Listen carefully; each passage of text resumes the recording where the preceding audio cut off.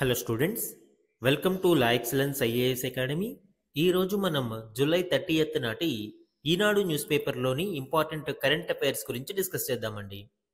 Before that మనము previous క్లాస్లోని question of the day గురించి చూద్దాము. క్రింది వాటిలో భారతదేశంలో అతి చిన్న తీర ప్రాంతం ఉన్న రాష్ట్రం లేదా కేంద్ర పాలిత ప్రాంతం ఏది? లాస్ట్ క్లాస్లో మనము ఈ రివైజ్డ్ కోస్ట్ లైన్ల యొక్క గణాంకాలని డిస్కస్ చేయడం జరిగింది. ఆ కంటెక్స్ట్లో ఇక్కడ ఈ క్వశ్చన్ ఫ్రేమ్ చేశాను అండి. ఇందులో 4 ఆప్షన్స్ ఇవ్వడం జరిగింది. వన్ బై వన్ చూద్దాం. ఫస్ట్ మనము అండమాన్ అండ్ నికోబార్ని ఎలిమినేట్ చేయాలి. ఎందుకు? అసలు overall states and union territories రెండింటినీ కన్సిడర్ చేసినా కూడా లార్జెస్ట్ కోస్ట్ లైన్ ఉండేది అండమాన్ అండ్ నికోబార్ దీవులకి. కాబట్టి సి అనేది మనము ఎలిమినేట్ చేస్తాం. ఇక్కడ ఒకసారి మనం అబ్జర్వ్ చేస్తే రివైజ్డ్ కోస్ట్ లైన్స్ యొక్క లెన్స్ మనం చూడవచ్చు. ఓవరాల్ గా 11,98.81 కిలోమీటర్ల మేర ఇండియన్ కోస్ట్ లైన్ ని ఇప్పుడు అంచనా వేశారు. ఇందులో highest Andaman and Nicobar islands 3,083.5 కిలోమీటర్లతో ఫస్ట్ ప్లేస్ లో ఉంది, both states and union territories consider చేస్తే. అలానే స్టేట్స్ ఒకటే కన్సిడర్ చేసినప్పుడు గుజరాత్ మనకి 2,340.62 కిలోమీటర్లతో సెకండ్ ప్లేస్ లో ఉంది. ఓవరాల్ గా చూస్తే second place. Only states consider చేస్తే గుజరాత్ ఫస్ట్ ప్లేస్ లో ఉంటుంది. అలానే లీస్ట్ మనం చూస్తే 42.65 కిలోమీటర్ల పొడవుతో పుదుచ్చేరి మనకి లీస్ట్ ప్లేస్ లో ఉంది అండి. ఇది యూనియన్ టెరిటరీస్ విషయంలో. అదే స్టేట్స్ లో లీస్ట్ ఏది అనేది చూస్తే గోవా మనకి 193.95 కిలోమీటర్లతో స్టేట్స్ వారీగా లీస్ట్ లో ఉంది. సో ఇక్కడ ఆన్సర్ ఏమవుతుందండి? బి, పుదుచ్చేరి అనేది మనకి కరెక్ట్ ఆన్సర్. ఒకవేళ ఓన్లీ స్టేట్స్ గురించి క్వశ్చన్ అడిగినప్పుడు గోవా కరెక్ట్ ఆన్సర్ అవుతుంది. అండ్ లార్జెస్ట్ కోస్ట్ లైన్ అని అడిగినప్పుడు అండమాన్ అండ్ నికోబార్ కరెక్ట్ అవుతుంది. సో ఈ విధంగా క్వశ్చన్ ఏమడిగాడు అనేది మనము క్లియర్ గా చూసి ఆప్షన్ ని సెలెక్ట్ చేసుకోవాల్సి ఉంటుంది. ఈ రోజు ఈనాడు న్యూస్ పేపర్లోని important topics to be covered మనం చూస్తే ఫస్ట్ వన్, సింధూర్ను ఆపాలి అని ఏ దేశ నేత అడగలేదు? ఈ ఆర్టికల్ ఇప్పుడు పార్లమెంటులో డిస్కషన్ జరుగుతున్న ఆపరేషన్ సింధూర్ కి సంబంధించి, అలానే పార్లమెంటులో విపక్షాలు అడిగిన ప్రశ్నలకు భారత ప్రధాని వ్యాఖ్యానిస్తూ సింధూర్ను ఆపాలి అని ఏ దేశ అధినేత కూడా కోరలేదు అని ఆయన స్పష్టం చేశారు. ముఖ్యంగా చాలా కాలం నుంచి డొనాల్డ్ ట్రంప్ భారత్ మరియు పాక్ మధ్య యుద్ధాన్ని తానే ఆపాను అని చాలా సార్లు ప్రకటించడం మనం చూసాము. ఆ స్టేట్మెంట్ కి వ్యతిరేకంగా ఇప్పుడు భారత ప్రధాని వ్యాఖ్యానించడం విశేషం. ఇది మనకి ఇంటర్నేషనల్ రిలేషన్స్ లో ఇంపార్టెంట్ అండి. సెకండ్ వన్, అంతర్జాతీయ వృద్ధి రేటు 3%. నెక్స్ట్ ఫైనాన్షియల్ ఇయర్ లో అంతర్జాతీయ వృద్ధి రేటు 3%గా ఉంటుంది అని ఇంటర్నేషనల్ మానిటరీ ఫండ్, అంతర్జాతీయ ద్రవ్య నిధి అంచనా వేసింది. ఇది మనకి ఎకానమీలో ఇంపార్టెంట్. థర్డ్ వన్, నేడు నింగిలోకి జిఎస్ఎల్వి F-16. ఈ ఆర్టికల్ జిఎస్ఎల్వి F-16 లాంచ్ గురించి అండ్ దీని ద్వారా మనము ప్రయోగించనున్న నిస్సార్ ఉపగ్రహం గురించి వివరించడం జరిగింది. ఈ నిస్సార్ ని నాసా మరియు ఇస్రో సంయుక్తంగా అభివృద్ధి చేశాయి. ఇది మనకి సైన్స్ అండ్ టెక్నాలజీలో ఇంపార్టెంట్. ఫోర్త్ వన్, ప్రళయ్ క్షిపణి పరీక్ష విజయవంతం. ఈ ఆర్టికల్ ఇటీవల డిఆర్డిఓ సక్సెస్ఫుల్ గా కండక్ట్ చేసిన సర్ఫేస్ టు సర్ఫేస్ ప్రళయ్ క్షిపణి గురించి వివరించడం జరిగింది. ఇది మనకి డిఫెన్స్ టెక్నాలజీలో ఇంపార్టెంట్. ఫిఫ్త్ వన్, గూఢచర్య ముప్పు నివురుగప్పిన నిప్పు.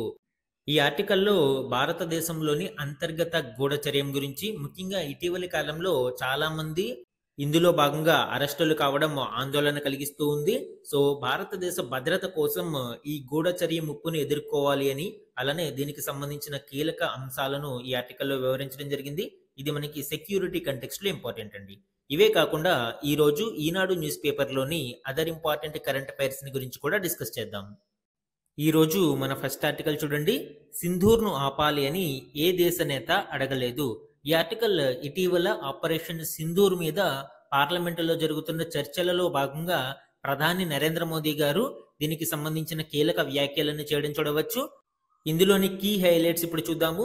ముఖ్యంగా ఆపరేషన్ సింధూర్ యొక్క సక్సెస్ గురించి, అలానే రీసెంట్ గా ఆపరేషన్ మహాదేవ్, పహల్గామ్ ఉగ్రవాదులను మట్టుపట్టిన ఈ ఆపరేషన్ మహాదేవ్ గురించి, అండ్ ట్రంప్ స్టేట్మెంట్స్. ఇటీవల కాలంలో చాలా సార్లు డొనాల్డ్ ట్రంప్ భారత్ మరియు పాకిస్తాన్ మధ్య యుద్ధాన్ని తానే ఆపాను అని స్టేట్మెంట్స్ ఇస్తూ ఉండడం చూసాము.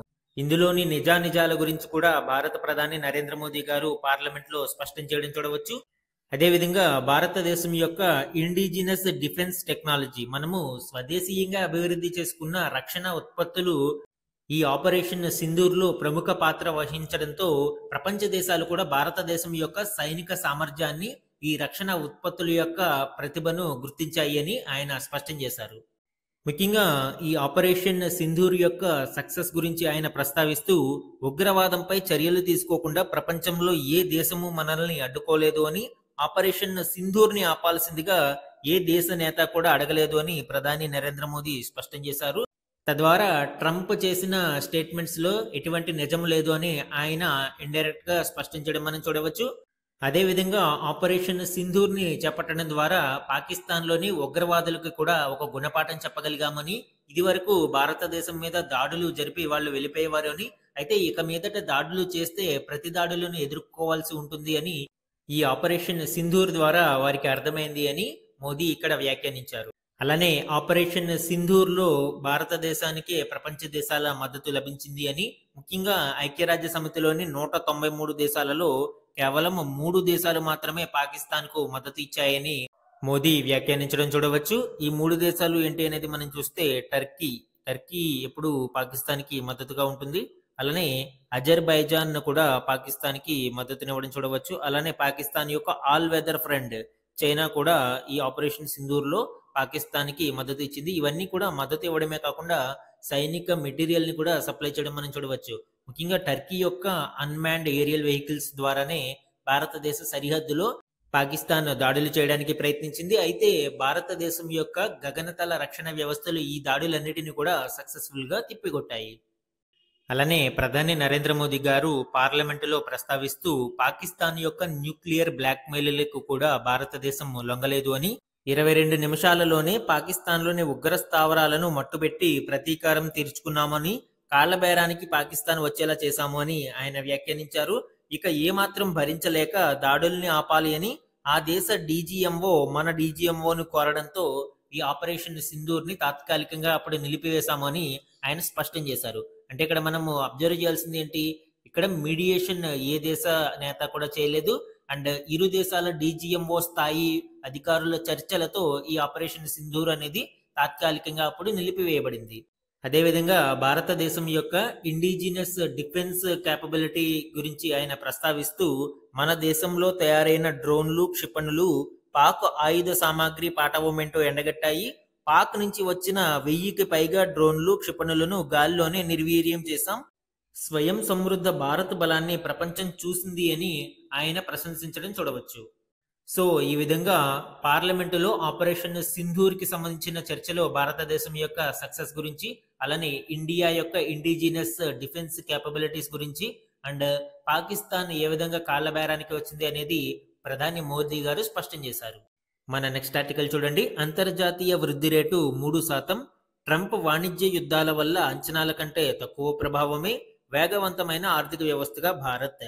ఈ ఆర్టికల్లో ఇంటర్నేషనల్ మానిటరీ ఫండ్, అంతర్జాతీయ ద్రవ్యనిధి యొక్క అంతర్జాతీయ వృద్ధి రేటు అంచనాలు, అలానే వివిధ పెద్ద ఆర్థిక వ్యవస్థల యొక్క అంచనాలని వివరించడం జరిగింది. దీనికి సంబంధించిన డీటెయిల్స్ ఇప్పుడు చూద్దాం. అంతర్జాతీయ ఆర్థిక వ్యవస్థ ఈ ఏడాది 3% వృద్ధిని నమోదు చేయగలదని ఐఎంఎఫ్ అంచనా వేసింది. ఇది గత ఏడాది 2024లో వేసిన అంచనాల కంటే తక్కువగా ఉంది. 2024లో 2025 యొక్క అంచనా 3.3%గా ఉంటుందని అంచనా వేస్తే, ప్రస్తుతం ఇది 3%గా ఉంటుంది అని తగ్గించడం జరిగింది. అలానే ఈ ఏడాది ఏప్రిల్లో ఈ అంచనాలు కేవలం 2.8% వరకు ఉంటాయి అని మనకి ఇవ్వడం జరిగింది. అయితే ఇంకొంత పెరిగి ఇప్పుడు 3%. సో లాస్ట్ ఇయర్ ప్రెడిక్షన్ తో పోలిస్తే కొంత తగ్గుముఖం పట్టినా కూడా ఈ ఇయర్ ఏప్రిల్ యొక్క ప్రెడిక్షన్స్ తో పోలిస్తే అంతర్జాతీయ వృద్ధి రేటు కొంత పెరిగింది. అలానే వచ్చే ఆర్థిక సంవత్సరం 2026 యొక్క ప్రెడిక్షన్ ఇక్కడ చూస్తే ప్రపంచ ఆర్థిక వ్యవస్థ 3.1% రాణించగలది అని ఐఎంఎఫ్ అంచనా వేసింది అండి. అలానే అమెరికా యొక్క ప్రెడిక్షన్ మనం ఇక్కడ చూస్తే అమెరికా ఆర్థిక వ్యవస్థ ఈ ఏడాదిలో 1.9%, 2026లో 2% వృద్ధిని నమోదు చేయగలదని ఐఎంఎఫ్ అంచనా వేసింది. ఈ ఏడాది చైనా వృద్ధి రేటు అంచనాలను 4% నుంచి 4.8%కి సవరించింది. అంటే లాస్ట్ ప్రెడిక్షన్ లో 4% ఈ చైనా యొక్క గ్రోత్ ఉంటుంది అని భావించినా కూడా 4.8%కి దానిని సవరించడం జరిగింది. అండ్ భారతదేశం విషయానికి వస్తే ఈ ఏడాది మరియు వచ్చే ఏడాది కూడా 6.4% వృద్ధి రేటుతో ప్రపంచంలోనే అత్యంత వేగవంతమైన పెద్ద ఆర్థిక వ్యవస్థగా భారతదేశం నిలిచింది. సో ఐఎంఎఫ్ యొక్క అంచనాల ప్రకారం భారతదేశం యొక్క వృద్ధి రేటు ఈ ఏడాది మరియు వచ్చే ఏడాది కూడా 6.4% ఉంటుంది. అండ్ యూరోపియన్ యూనియన్ యొక్క వృద్ధి రేటును 0.80 నుంచి 1% ఐఎంఎఫ్ సవరించింది. అండ్ జపాన్ యొక్క వృద్ధి రేటు ఈ ఏడాదిలో 0.7%, వచ్చే ఏడాది 0.5% వరకు వృద్ధి చెందనుంది అని అంతర్జాతీయ ద్రవ్యనిధి యొక్క అంచనాలలో పేర్కొనడం జరిగింది. అండ్ ఎగ్జామ్ పాయింట్ ఆఫ్ వ్యూలో మనకి ఇంటర్నేషనల్ మానిటరీ ఫండ్ కూడా ఎకానమీ టాపిక్స్లో ఇంపార్టెంట్ అండి. ఈ ఇంటర్నేషనల్ మానిటరీ ఫండ్ అంతర్జాతీయ ద్రవ్యనిధిని 1944లో బ్రెటన్ వుడ్స్ కాన్ఫరెన్స్ ఆధారంగా ఏర్పాటు చేయడం జరిగింది. అందుకే ఐఎంఎఫ్ మరియు వరల్డ్ బ్యాంక్ ని బ్రెటన్ వుడ్ ట్విన్స్ అని పిలుస్తారు. ఈ ఐఎంఎఫ్ స్పెషలైజ్డ్ యుఎన్ ఏజెన్సీ, ముఖ్యంగా ప్రపంచవ్యాప్తంగా ఆర్థిక స్థిరత్వం ఫైనాన్షియల్ స్టెబిలిటీ కొరకు, అలానే వివిధ దేశాల మధ్య మానిటరీ కోఆపరేషన్ కొరకు ఈ ఐఎంఎఫ్ ని స్థాపించడం జరిగింది. అంతర్జాతీయ వాణిజ్యాన్ని ప్రోత్సహించడంలో కూడా ఈ ఐఎంఎఫ్ ప్రధాన పాత్ర పోషిస్తుంది. ఈ ఐఎంఎఫ్ లో మొత్తం 190 సభ్య దేశాలు ఉన్నాయండి. ప్రతి సభ్య దేశము కూడా తన ఎకానమిక్ సైజుని బట్టి ఇక్కడ కోటాని నిర్ధారించడం జరుగుతుంది.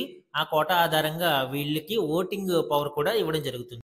ఓటింగ్ పవర్ యొక్క ఫార్ములా మనం చూస్తే ప్రతి 1 lakh ఎస్డిఆర్ కి ఒక ఓట్ ని ఇక్కడ కేటాయించడం జరుగుతుంది అండి. అంటే ఫర్ ఎగ్జాంపుల్ భారతదేశం 1 కోటి రూపాయలని ఇక్కడ కంట్రిబ్యూట్ చేసింది ఎస్డిఆర్ రూపంలో. సో అప్పుడు భారతదేశం యొక్క ఓటింగ్ పవర్ ఎంత అవుతుంది?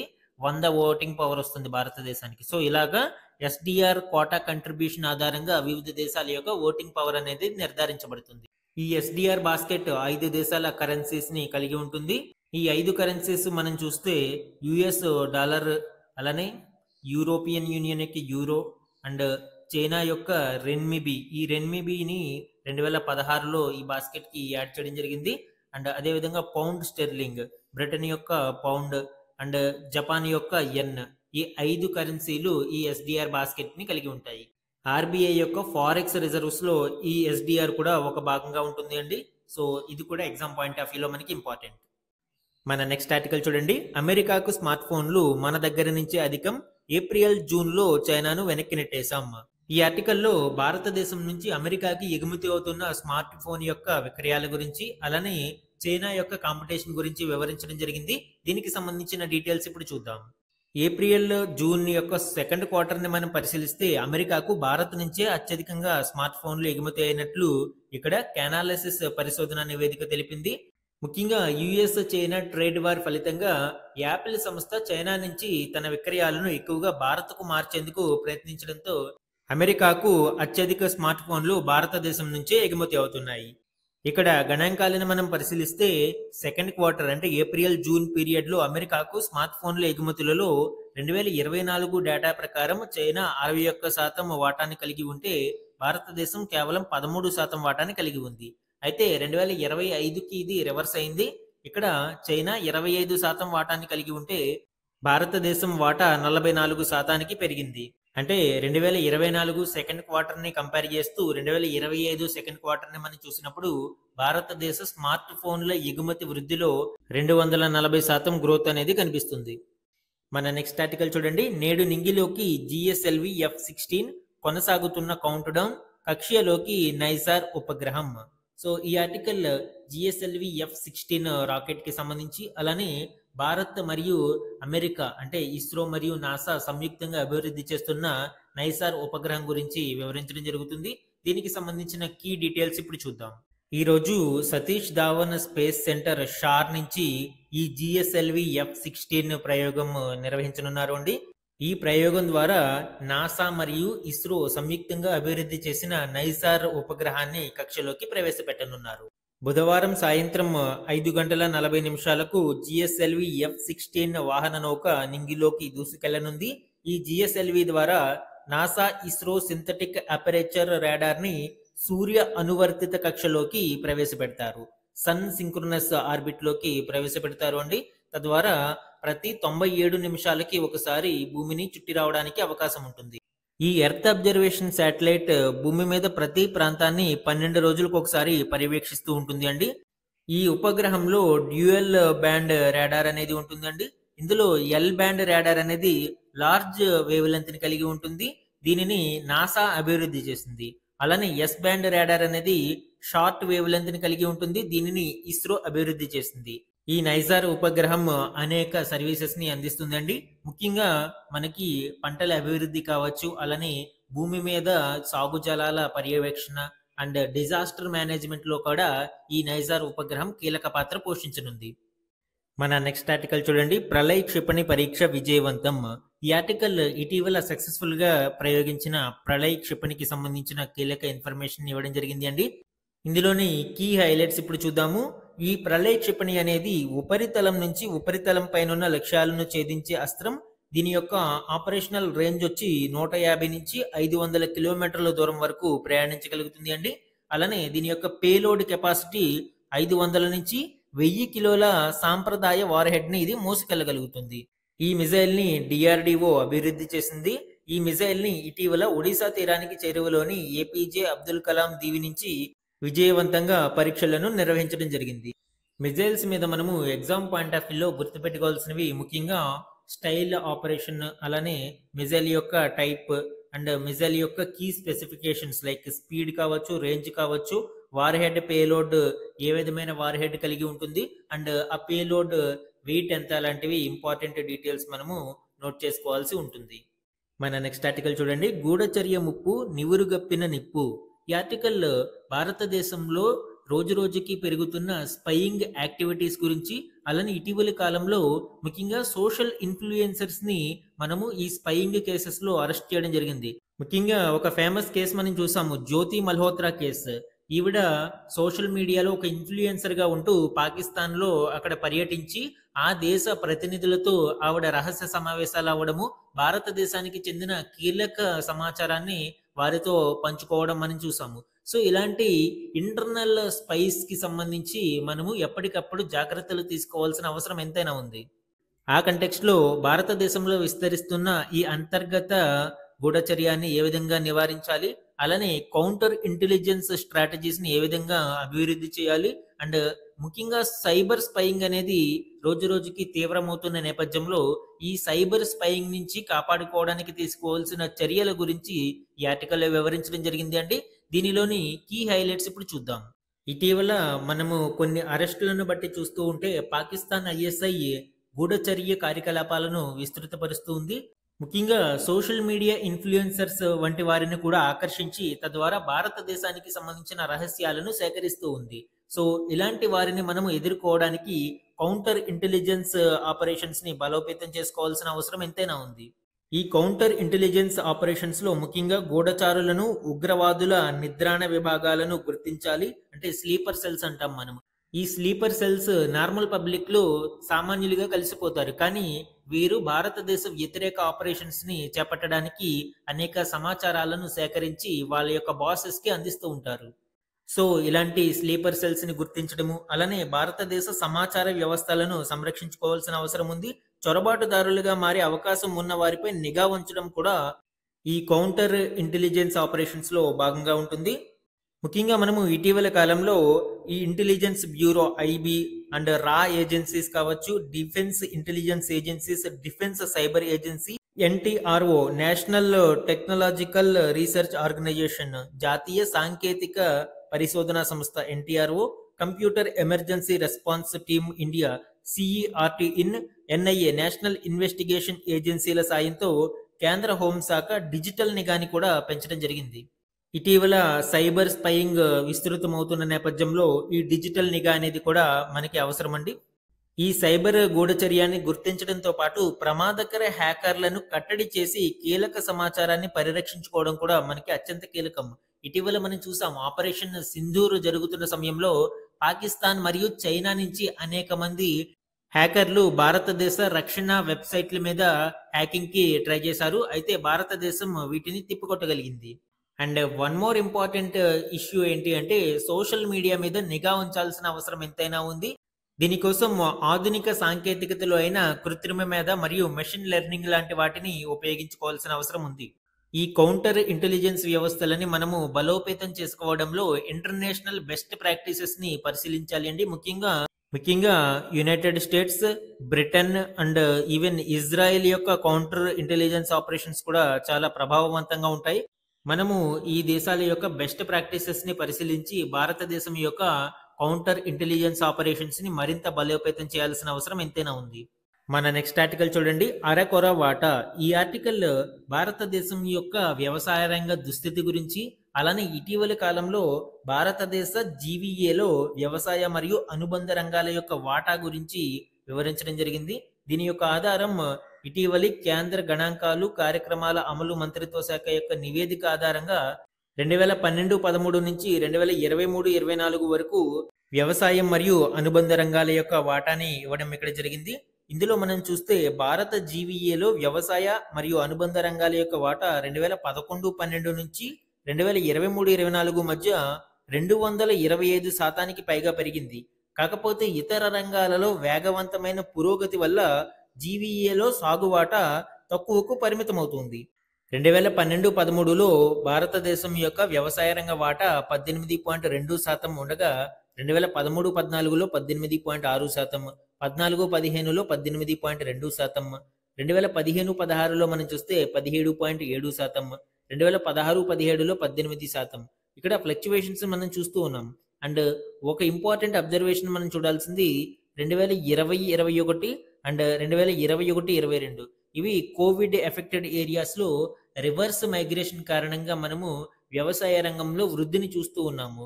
అయితే లాక్డౌన్ పీరియడ్ పూర్తయిన తర్వాత మళ్ళీ మైగ్రేషన్ కి వెళ్ళిపోవడంతో 2022-23లో 18.1%, 2023-24లో 17.8% భారతదేశం యొక్క జీవీఏలో వ్యవసాయ మరియు అనుబంధ రంగాల వాటా పరిమితమైంది. అయితే మనము ఇక్కడ గుర్తుపెట్టుకోవాల్సింది, ఇప్పటికీ భారతదేశంలో చాలా మంది వ్యవసాయ రంగం మీదే ఆధారపడి ఉన్నారు. ముఖ్యంగా ఉపాధి కల్పన మరియు గ్రామీణ జీవనోపాధులలో వ్యవసాయ రంగం కీలకంగా ఉంది. కాబట్టి వ్యవసాయ రంగాన్ని మరింత వృద్ధి చేయాల్సిన అవసరం ఎంతైనా ఉంది. ముఖ్యంగా రైతుల యొక్క ఆదాయాన్ని పెంచినప్పుడే వ్యవసాయ రంగం వాటా పెరగడానికి ఆస్కారం ఉంటుంది. ఈరోజు ఈనాడు న్యూస్ పేపర్లోని వన్ లైనర్ కరెంట్ అఫైర్స్ ని చూస్తే, ఫస్ట్ వన్, ఫిడే ప్రపంచ మహిళల చెస్ ప్రపంచ కప్ విజేతగా మహారాష్ట్రకు చెందిన దివ్యా దేశ్ముఖ్ నిలిచారు. జూలై 28న జరిగిన టై బ్రేకర్లో ఈమె కోనేరు హంపీపై 1.5, 0.5తో పై చేయి సాధించారు. అండ్ ఈ ఘనత సాధించిన తొలి భారతీయురాలిగా దివ్యా దేశ్ముఖ్ నిలవడం ఇక్కడ విశేషం. ఈ విజయంతో ఆవిడ గ్రాండ్ మాస్టర్ హోదాను కూడా సొంతం చేసుకున్నారు. దీనితో ఇప్పుడు భారతదేశం నుంచి ఈవిడ 4వ మహిళా గ్రాండ్ మాస్టర్ గా చరిత్ర సృష్టించింది. నెక్స్ట్ వన్, అమెరికాకు చెందిన మార్నింగ్ కన్సల్ట్ సంస్థ నిర్వహించిన గ్లోబల్ లీడర్ సర్వేలో అత్యంత విశ్వసనీయత ఉన్న నేతగా భారత ప్రధాని నరేంద్ర మోదీ నిలిచారు. జూలై 4 నుంచి 10 మధ్యన నిర్వహించిన ఈ సర్వేలో మోడీకి 75% మంది మద్దతు లభించింది. సెకండ్ ప్లేస్ లో 59%తో దక్షిణ కొరియా అధ్యక్షుడు లీ జే మ్యూంగ్, 57%తో అర్జెంటీనా అధ్యక్షుడు జేవియర్ మిలీ 3వ స్థానంతో ఉన్నారు. 56%తో కెనడా ప్రధాని మార్క్ కార్నీ 4వ స్థానంలో నిలిచారు. సో ఈ సర్వే ఆధారంగా ప్రపంచంలో అత్యంత విశ్వసనీయత ఉన్న గ్లోబల్ లీడర్స్ లో భారత ప్రధాని మోదీ గారు అగ్రస్థానంలో నిలిచారు.